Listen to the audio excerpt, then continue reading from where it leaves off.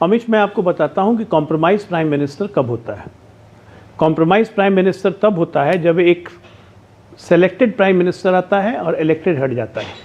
Classical case Manmohan Singh, जो direction लेते थे सुपर प्राइम मिनिस्टर से। कॉम्प्रोमाइज प्राइम मिनिस्टर कब होता है कि जब चीन हम पे अटैक करता है और प्राइम मिनिस्टर एयरफोर्स को रोक देता है कि नहीं, एयरफोर्स हमला नहीं करेगी। कॉम्प्रोमाइज प्राइम मिनिस्टर तब होता है जब 38,000 स्क्वायर किलोमीटर वर्ग की ज़मीन चीन को दे दी गई और पार्लियामेंट में कहा गया कि यहाँ घास का एक तिनका नहीं उगता है, उसको कहते हैं compromise prime minister. Compromise prime minister तब होता है जब बांग्लादेश वॉर में रशिया से फेवर लेके अल्टीमेट प्रेशर में आना और किप्स्टीन फाइल वगैरह सबका निकलना, उसको कहते हैं compromise prime minister. Narendra Modi, मैंने पहले ही कहा था कि कॉम्प्रोमाइज नाम का शब्द जीवन में नहीं कभी देखा, ना ही कभी सुना, ना ही कभी किया। देश हित में हमेशा बोलते रहे थे ना, मैं देश नहीं बिकने दूंगा, तो सही कहते हैं, वो देश नहीं बिकने देंगे। देश बेचने का इतिहास आप लोग का हल्का जी, मैंने लाइन से भी गिराई तो आप उसका जवाब नहीं दे रही हैं। वॉल्कर कमेटी रिपोर्ट यूएन की रिपोर्ट है, कोई हमारी इंडियन गवर्नमेंट की रिपोर्ट नहीं है। साफ साफ कहा था कि कांग्रेस पार्टी और नटवर सिंह इन्वॉल्व है, पैसे लिए आपने जवाब नहीं दिया। जब चाइना एम्बेसी से 1 करोड़ 35 लाख का चंदा लिया, 10 लाख रुपए चाइनीज एम्बेसी से लिया, आपने जवाब नहीं दिया कि क्यों पैसे लिए गए थे।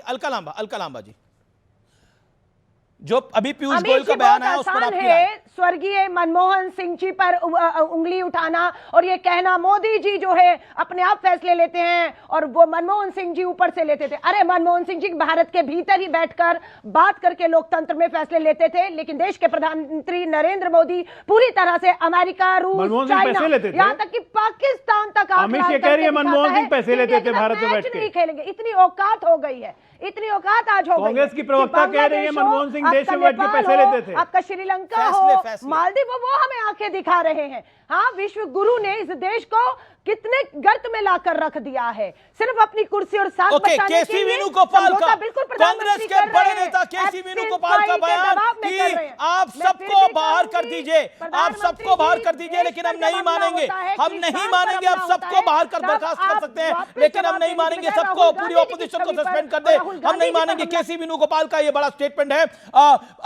जेपी नड्डा ने बड़ी बात बोली है, जगत प्रकाश नड्डा ने बड़ी बात बोली है, लेकिन जेपी नड्डा ने बोला है कि कांग्रेस और विपक्ष पर बड़ा हमला बोला है और सीधे तौर पे कहा है कि उन्हें देश के विकास में रुचि नहीं है। Jagat Prakash Nadda, former BJP president, Rajya Sabha के लीडर भी हैं रूलिंग पार्टी के, उनका व्यवहार राष्ट्र विरोधी है। जेपी नड्डा का यह बयान आया है सीधे तौर पर। फराज की भाई 30 सेकंड जेपी नड्डा के स्टेटमेंट पे। देखिए, जेपी नड्डा साहब हो और यह अभी पीयूष गोयल साहब का जो स्टेटमेंट आया है, ये लोग जो मुद्दे होते हैं उनसे ध्यान भटकाने के लिए कभी बोलेंगे कि विपक्ष जो है देशद्रोही है, कभी बोलेंगे एंटी इंडिया है। छोटा सा सवाल आपसे पूछता हूं और इसका छोटा सा जवाब चाहूंगा। ईयू के 27 देशों के साथ डील सामान्य है आपको लगता है?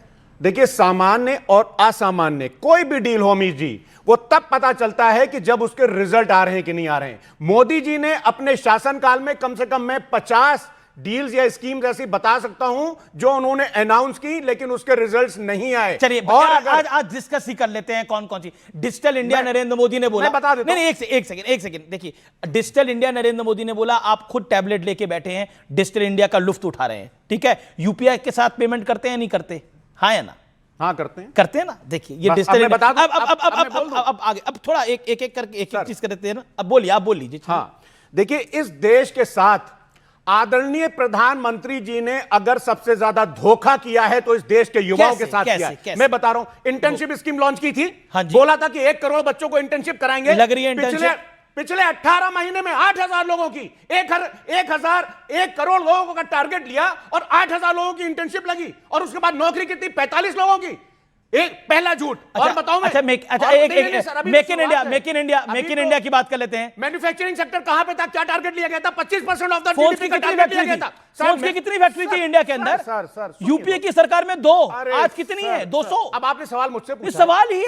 हाँ, तो मैं बता रहा हूं। आपको लगता है मोबाइल फोन की फैक्ट्री नहीं बनी है क्या इंडिया में? सर, मुझे जवाब, हाँ बोलिए। Defence manufacturing, What was the target of manufacturing sector? जब मोदी जी ने 2016-17 में कुछ बोला था कि 25%। जो यूपीए के सरकार में 16-17% था, उससे भी कम हो गया है। अगर मोदी सब कुछ गलत कर रहे हैं तो चुनाव भी जीत रहे हैं, विधानसभा के चुनाव भी जीत रहे हैं, अगर इतना मोदी गलत कर रहे हैं तो नहीं। देखिए सीधी सी बात है, फैजान भाई ये बता रहे हैं कि टारगेट क्या रखा है। हर कोई जानता है कि हर पॉलिटिशियन ऑलमोस्ट अनअचीवेबल टारगेट रखता है, लेकिन वो जीतता क्यों रहता है? कि मान रहा हूं अब आपके टारगेट गिनाना शुरू कर दूं जो आपने फुलफिल नहीं किए। बात सुनिए प्लीज फैजान भाई, देखिए रोटियां ही सेकेगा, फिर मैं कह रहा हूं। अब सुनिए फैजान भाई, देखिए पॉलिटिशियन बार बार जीतता क्यों है? इसलिए नहीं कि उसने टारगेट रखे हैं, इसलिए कि वो किस हद तक उस टारगेट को अचीव कर पाया है।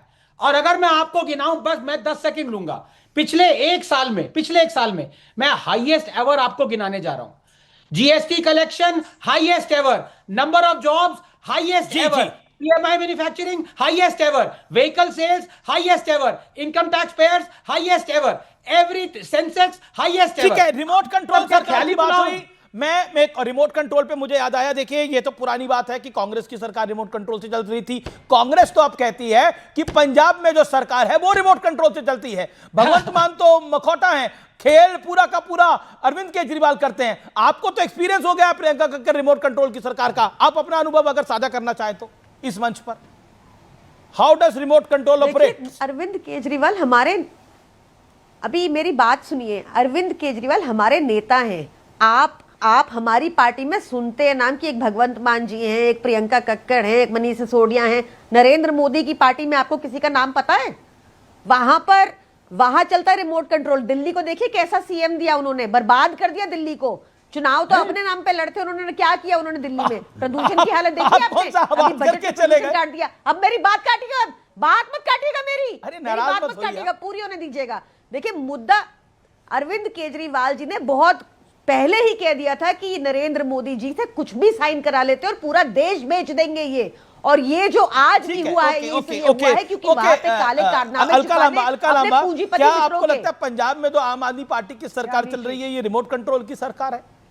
अब ये लड़वा रहे हैं लड़ाई देखिए मुझे ये कि आप किसी को भी रिमोट कंट्रोल करें, अगर वो हमारे हाथ में है, भारत के लोगों के हाथ में है चलेगा, पर अमेरिका के हाथ में प्रधानमंत्री का रिमोट कंट्रोल हो, चीन के हाथ में हो, रूस के हाथ में हो, वो फैसले करो, ये सबसे बड़ा घातक है, ये धोखा है। ये समझौता जो हुआ है सदन के पटल पर लाकर रख दीजिए, चर्चा होने दीजिए, दूध का दूध पानी का पानी हो जाएगा। देश में तेल अब 50 रुपए लीटर जो है वो पेट्रोल और डीजल बिकने दीजिए, फैसला हो जाएगा। रिमोट कंट्रोल विदेशियों की ताकतों के हाथों में हो और रिमोट से प्रधानमंत्री जी को इजराइल में नाचवा रहे हो, जो एप्स्टीन फाइल बता रही है, ये ज्यादा घातक है। बिल्कुल चलेगा, आपस में हम निपट लेंगे।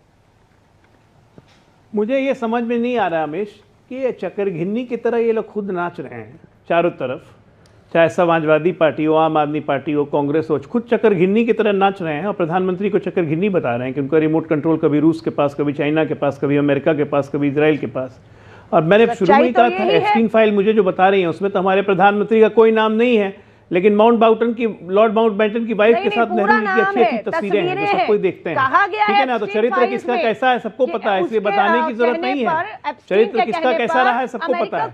और तीसरी बात बताता हूँ दिल्ली की आम आदमी पार्टी के लिए कि आज ही जिस मुख्यमंत्री को कोस रही थी, आज ही घोषणा हुई है कि होली में सबको 1 सिलेंडर फ्री और पीएनजी कनेक्शन वालों को 853 रुपए फ्री उनके अकाउंट में भेजे जाएंगे। लेकिन ये सब नहीं सुनेंगे। अरे कांग्रेस का तो वजूद ही खत्म हो जाएगा।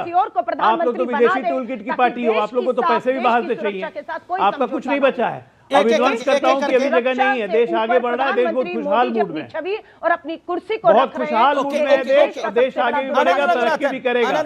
ये राहुल गांधी जैसे व्यक्तियों का बचनी चाहिए, देश बचे या ना बचे। ओके आनंद रंगनाथन, देखिए बात हो रही थी टैरिफ्स की, आप पहुंच गए माउंटबेटन पे। देखिए मैं मुद्दे पे वापस आना चाहता हूं, मैं फिर से दोहराता हूं, जो 3 चीजें ट्रंप ने कही हैं, अगर वो जो कह रहे हैं कि हम भारत ने वो मान ली हैं, अगर वो मान ली हैं तो वो इंडिया के लिए डील अच्छी नहीं है, सीधी सी बात है। लेकिन मुझे यकीन है वो नहीं मानी है। अब मेरे को इस चीज की विडंबना और थोड़ा गुस्सा भी आता है कि 24 घंटे होने वाले हैं। मैं ये नहीं कह रहा कि मोदी जी बोलते कि ट्रंप से कि भाई आप झूठ बोल रहे हो, कोई मिनिस्टर बोल देता भाई कि ये क्या बोल रहे हो आप, आज क्यों नहीं निकला। एक एक एक एक अलका लांबा बार बार एप्स्टीन की बात करिए कि एप्स्टीन के दबाव में, एप्स्टीन के दबाव में। एप्स्टीन तो जिंदा ही नहीं है अभी, एप्स्टीन इज नो मोर। मैं एप्स्टीन फाइल्स की बात कर रही हूँ, धोखे में मत रहिए। वो मास रेपिस्ट है, बच्चियों का बलात्कार और उस फाइल में भी जो आप बार-बार कह रही हैं, उस फाइल में भी प्रधानमंत्री